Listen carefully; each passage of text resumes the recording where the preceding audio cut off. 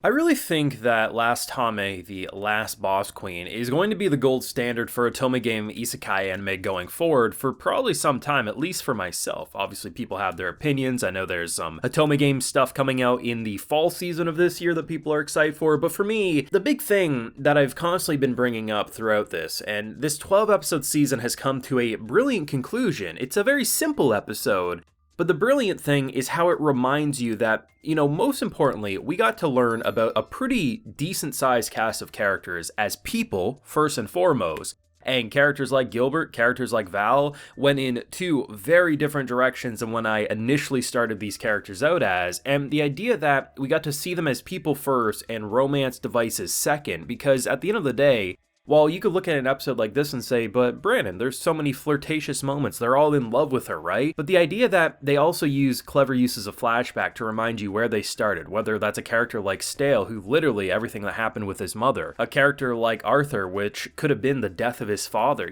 Val going from not thinking he cares about family to looking after these kids like they are his own. The idea of what she's done for them as people and treated them as people despite not needing to, because royalty doesn't have to go this far. It's no wonder that, they might fall in love with her or be completely devoted and willing to fall on the sword for her, because a princess doesn't go this route for just anyone. And the fact that she is that kind, despite having that fear in the back of her mind of what can happen in the future, that's really what separates this show from your run-of-the-mill Otome Game anime out there. We definitely have a lot to discuss about the entire package, but first things first, gotta remind you, we do have a full live reaction episode 12, and actually all of these episodes over on my Patreon. If you would like to see those, they're over there if you're interested. Now, this episode probably won't be anyone's favorite episode of LasTame, and I really doubt many people would argue that fact. But was it a good capstone episode? Yeah, in a weird way, I could also see how the author might use a moment like this as a jumping point to maybe do a time skip after this. They don't have to, mind you, they could easily stick with the time period they're currently in, but you can kind of feel like we went through so much, we learned and grown with so many of these characters, that just seeing them all feel like they're devoted, they're the reason why they feel a certain way. Like, Gilbert was really the only character who didn't really have like a flirtatious moment towards our girl. He did obviously notice that, the fact that Stale and Arthur were very much struggling, and once her words of encouragement were there, that was kind of like the catalyst and the thing that kickstarted their engines in order to be able to kind of get that W and obviously learn the technique that knocked one of their asses out, but without actually hurting them completely for good. I like what they did because, I would say overall, my favorite character that we followed was Val, 100%. Now, he's a big old troll. He left me laughing out loud when he just, I don't know what the customs are in this world, but goddamn,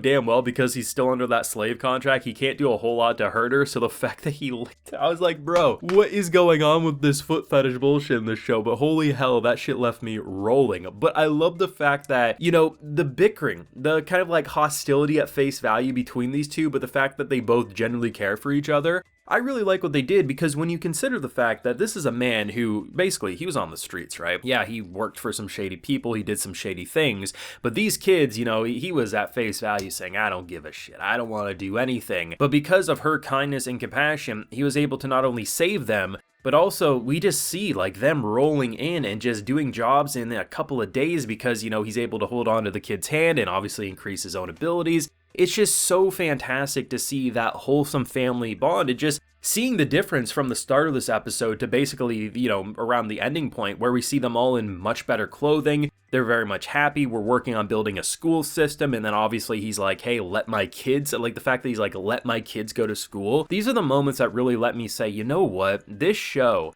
some people will write it off as like, oh, it's still a harem because look at all these flirtatious people. But at no point in these 12 episodes has any of these characters only been, this is their personality, I'm in love with Pride, or I want to marry Pride. No, they are absolutely head over heels more often than not. You can see it in their devotion. But the entire goal, and I think their entire purpose has always been, look at this shitty thing that happened to me, and look at this amazing princess and future queen who did something no one else would ever do. I will fall on the sword for her because of that. They always reminded you of that, and it let them feel like a person first and foremost, and their feelings for Pride obviously came after that. And really, for an episode like this that, yeah, there's still some unresolved stuff. What happened with the bombing, right? But at the same time, you have to consider that she's a future queen. Political assassinations are going to be an every other day occurrence, let's be 100% honest. So the idea of just letting this episode go back and give all of these characters that we developed with a time to really feel like this is where they are, this is where they started, and holy hell, what a journey. Because honestly, they did a lot in just 12 episodes. And honestly, if you would have, like, if I was walking into this anime and you told me, okay, there's going to be a character Arthur, there's going to be a character Stale, Gilbert, Val, and you're going to see great character arcs for all of them, on top of having this very well-written, kind of fearful story of a princess worried about going bad, and they're going to do all that in 12 episodes, I would have said, okay, but at least one of them's gonna feel rushed. But honestly, they did it. And like I said, Gilbert and Val are the two biggest wild cards, because Gilbert, I was like, oh, this is the political scumbag who's just trying to shit on our princess. And then he came in with this whole fiance story, and I was like, oh my god, I feel so bad now. And then Val was a character who started off, I mean, he's just ready to rumble. I was like, oh, it's gonna be interesting seeing someone, forced into servitude, but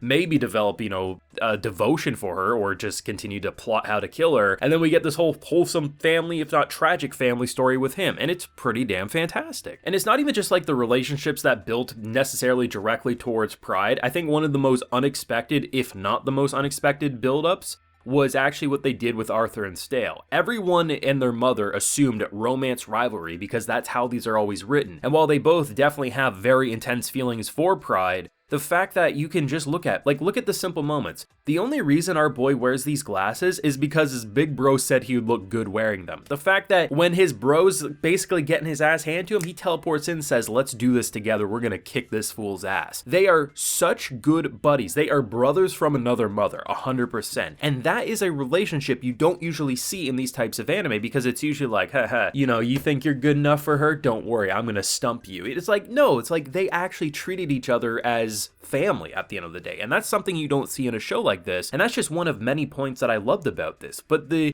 biggest star that was never overly in our face, but it was constantly reminding, and we have it after the credits here, it's about 30 seconds give or take, she's looking at things as a very logical way, that in the future, this person destroys the kingdom, and there's still time. She recognizes that she's done a lot of good, and she's built a lot of good connections, but she's still cautious, because this is reality, this isn't some Otome game anymore, and I like the fact that rather than just saying, oh, here's this girl every other episode worried about destroying the future, but all these people are basically licking her feet quite literally, this was something that it reminded us at the appropriate moments. This is how she did it in the game, and holy shit, was that evil. Let's try to avoid this. Or in the case of Val, this was brand new territory that she had no idea what to do, which made it even more fearful in a way.